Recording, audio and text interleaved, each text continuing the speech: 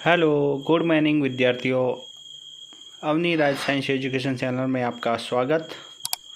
आज का खास टॉपिक है न्यूक्लिक अम्ल, न्यूक्लिक एसिड।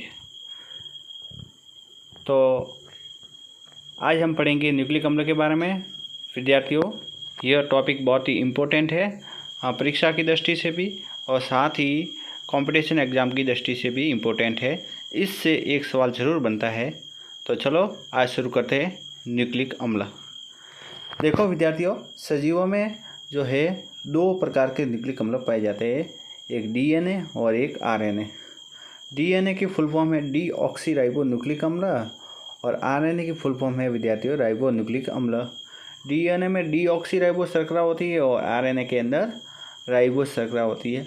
अधिकतर जो सजीव है उसके अंदर जो आनुवंशिक पदार्थ है, जेनेटिक मटेरियल है, वो डीएनए पाया जाता है। विद्यार्थियों, यह इम्पोर्टेंट है यहाँ से कि आनुवंशिक पदार्थ कौन सा है सजीवों में, तो डीएनए अधिकतर केंद्रक में होता है, सेंट्रल केंद्र में न्यूक्लियस में होता है। और इसके अतिरिक्त कुछ विषाणु है, वायरस है। वायरस के अंदर जो डीएनए होता है वो होता है आरएनए होता है। विद्यार्थी वायरस के अंदर जो पाया जाता है वो आनुवंशिक पदार्थ क्या होता है, आरएनए, राइबो न्यूक्लिक अम्ल। जो न्यूक्लिक अम्ल की खोज है विद्यार्थी वो एफ फिशर ने की थी और वो मवाद सेल में की थी, मवाद कोशिकाओं के अंदर। डीएनए होता है विद्यार्थियों वो डबल हेलिक्स होता है और डीएलए की फुल फॉर्म होती है डीऑक्सी राइबो न्यूक्लिक अम्ल।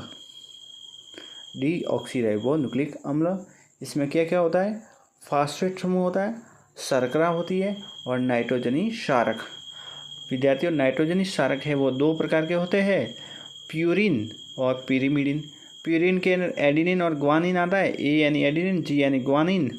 और पिरिमिडिन के अंदर थाइमिन और साइटोसिन, टी यानी थाइमिन, सी यानी साइटोसिन। डीएनए डीकुंडित मॉडल वॉटसन एंड क्रिक ने प्रस्तुत किया था। कब किया था?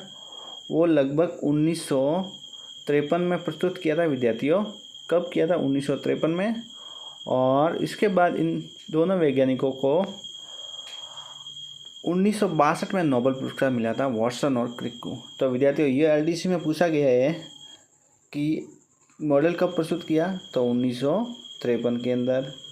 और जो नोबेल पुरस्कार मिला वो 1962 में, किसको? वॉटसन एंड क्रिक को। उसके बाद आरएनए क्या होता है विद्यार्थियों?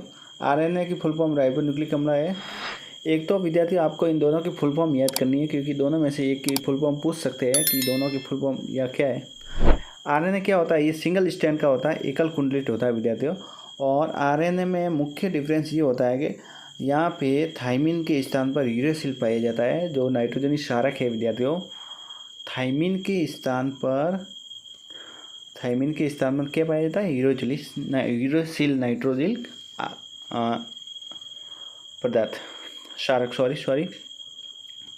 इसके बाद आरएनए के टाइप कितने प्रकार के होते हैं? आरएनए 3 प्रकार के हैं विद्यार्थियों, एमआरएनए, टीआरएनए और आरआरएनए। एमआरएनए को हिंदी में संदेहवाह कहते हैं और टीआरएनए को स्थानांतरण आरएनए और आरआरएनए का मतलब राइबोसोमल आरएनए। अब देखिए, जो एमआरएनए है ये क्या करता है, ये राइबोसोम के साथ मिलकर प्रोटीन संश्लेषण में भाग लेता है। कौन? एमआरएनए।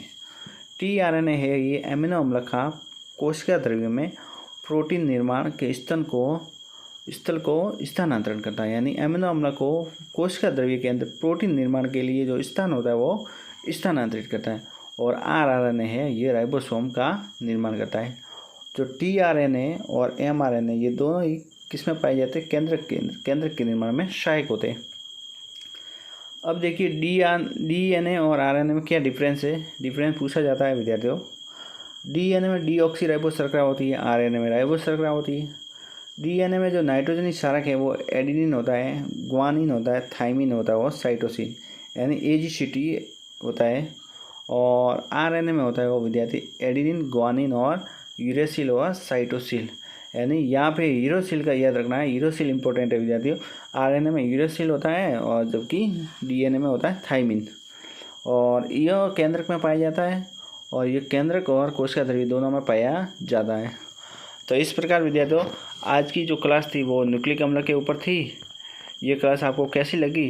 अगर अच्छी लगी है तो चैनल को सब्सक्राइब करके रखें और बेल आइकन को ऑन करके रखें, लाइक घंटी को ऑन करके रखें, ताकि आपको आने वाली हर नई क्लास की अपडेट समय पर मिलती रहे। धन्यवाद विद्यार्थियों।